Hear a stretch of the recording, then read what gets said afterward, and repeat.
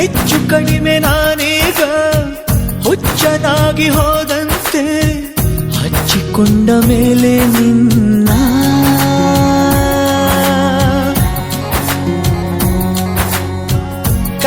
ಕಷ್ಟವಾದರೇನಂತೆ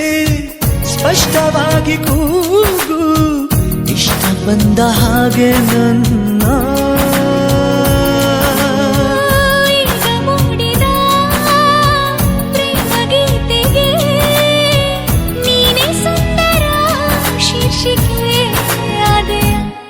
ನನ್ನೆಲ್ಲ ಭಾವಗಳು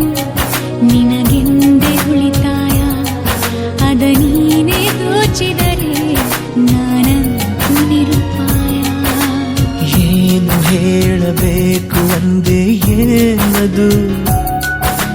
ಬೇಗ ಹೇಳು ಯಾರು ಕೇಳಬಾರದು